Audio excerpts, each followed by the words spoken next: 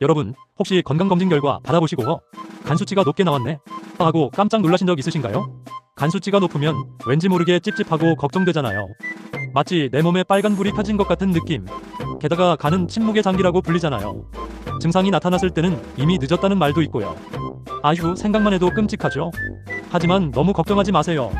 오늘은 간 수치를 낮추는 비결 아주 쉽고 재밌게 알려드릴게요. 건강한 간을 유지하는 건 생각보다 어렵지 않답니다. 자, 그럼 지금부터 간 수치 관리 함께 시작해볼까요? 술, 너는 더 러브, 노. 간 건강의 최대의 적, 바로 술입니다. 술은 간에 엄청난 부담을 줘서 간 수치를 높이는 주범이죠. 특히 알코올성 간 질환은 과도한 음주로 인해 간에 지방이 쌓이면서 발생해요.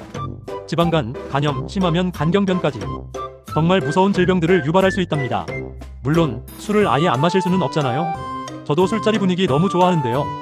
그렇다면 딱 한 잔만 적정 음주량을 지키는 게 중요해요. 저도 술 좋아하는데 남자는 하루 2잔, 여자는 하루 1잔 이하로 마시는 게 좋다고 하네요. 술을 마실 때는 물을 충분히 마시고 안주도 꼭 챙겨 드세요. 건강한 식단, 간에게 주는 최고의 선물. 무슨 음식을 먹어야 할까요? 고민되시죠? 걱정 마세요. 간 건강에 좋은 음식들을 꾸준히 섭취하면 간 기능을 개선하고 간 수치를 낮추는 데 도움이 된답니다. 채소와 과일 비타민과 섬유질이 풍부해서 간 해독에 도움을 줘요. 특히 브로콜리, 시금치, 사과, 베리류는 간 건강에 아주 좋답니다. 이런 채소와 과일에는 항산화 성분이 풍부해서 간세포를 손상시키는 활성산소를 제거하는 데 도움을 줘요. 하루 23번 다양한 채소와 과일을 챙겨 드시는 걸 추천해요.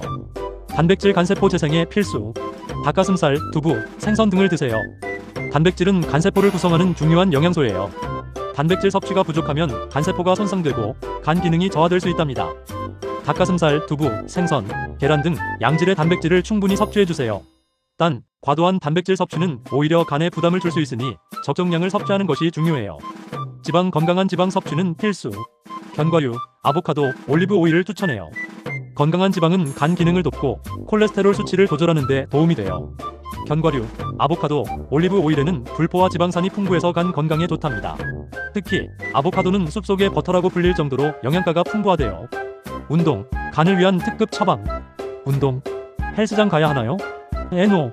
물론 헬스장에서 전문적인 운동을 하는 것도 좋지만 굳이 그럴 필요는 없어요. 매일 30분 걷기, 조깅, 자전거 타기 등 가벼운 운동만 해도 간 건강에 큰 도움이 된답니다. 운동은 간에 쌓인 지방을 태우고 전반적인 신진대사를 활발하게 해줘요. 특히 유산소 운동은 지방간 개선에 효과적이라고 알려져 있어요. 일주일에 3번 이상, 30분 이상 꾸준히 운동하는 것을 목표로 해보세요. 운동할 때는 물을 충분히 마시는 것도 잊지 마시고요. 스트레스 관리, 마음의 평화를 찾아요.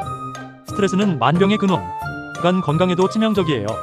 스트레스를 받으면 우리 몸은 코르티솔이라는 스트레스 호르몬을 분비하는데 이 호르몬이 간에 염증을 일으킬 수 있대요.